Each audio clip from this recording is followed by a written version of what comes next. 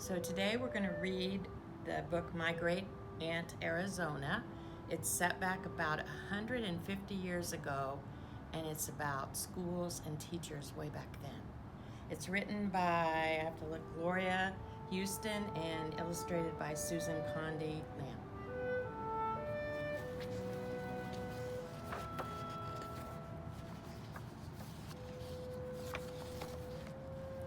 My great aunt Arizona was born in a log cabin her papa built in the meadow on Henson Creek in the Blue Ridge Mountains.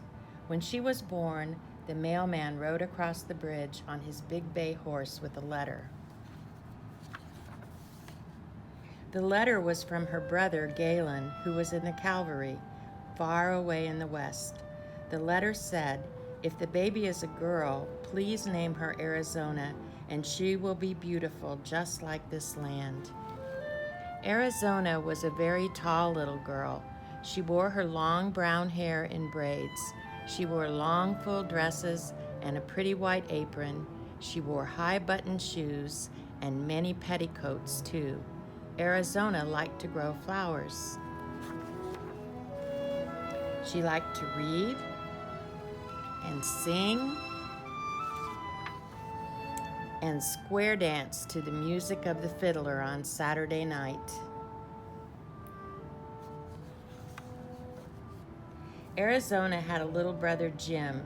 They played together on the farm. In summer, they went barefoot and caught tadpoles in the creek. In the fall, they climbed the mountains, searching for galax and ginseng roots. In the winter, they made snow cream with sugar, snow, and sweet cream from Mama's cows. When spring came, they helped Papa tap the maple trees and catch the sap in buckets. Then they made maple syrup and maple sugar candy. Arizona and her brother Jim walked up the road that wound by the creek to the one-room school. All the students in all the grades were there together in one room. All the students read their lessons aloud at the same time. They made a great deal of noise, so the room was called a blab school.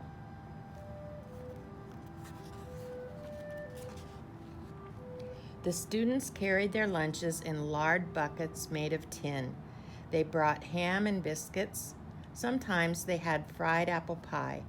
They drank cool water from the spring at the bottom of the hill. At recess, they played games like tag and William Matrimato. When Arizona had read all the books at the one-room school, she crossed the mountains to the school in another village, a village called Wing.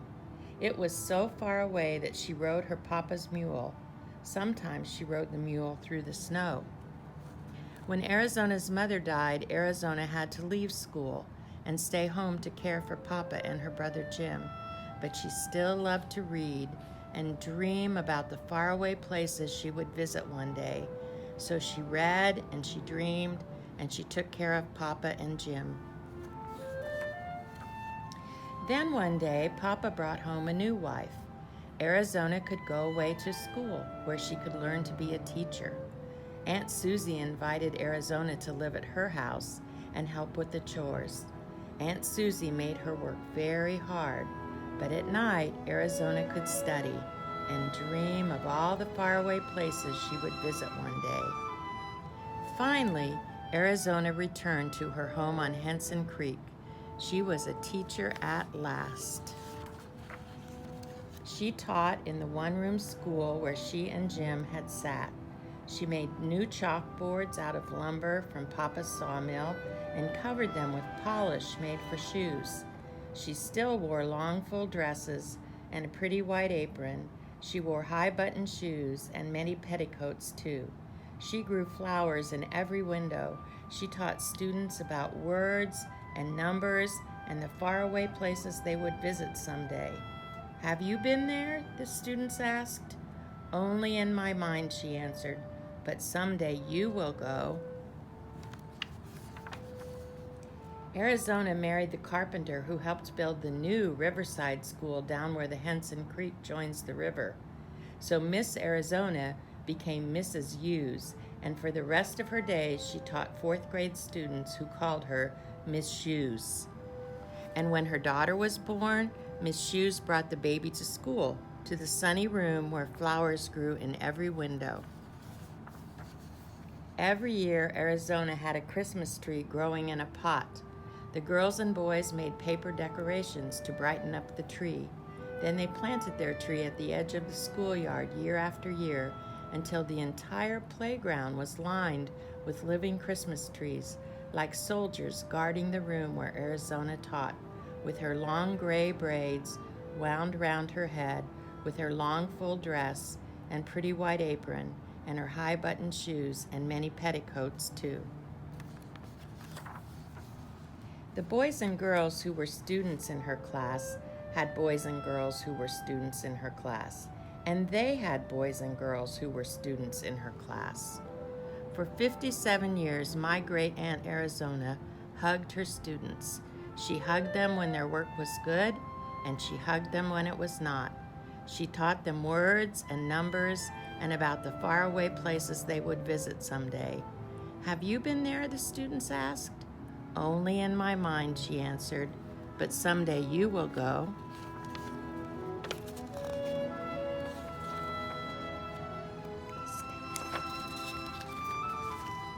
My great-aunt Arizona taught my dad, Jim's only son, and she taught my brother and me in the fourth grade. With her soft white braids wound round her head, she taught us about the faraway places we would visit someday. My great-aunt Arizona died on her 93rd birthday, but she goes with me in my mind, a very tall lady in a long full dress and a pretty white apron, with her high-buttoned shoes and her many petticoats, too. She's always there in a sunny room with many flowers in every window and a hug for me every day.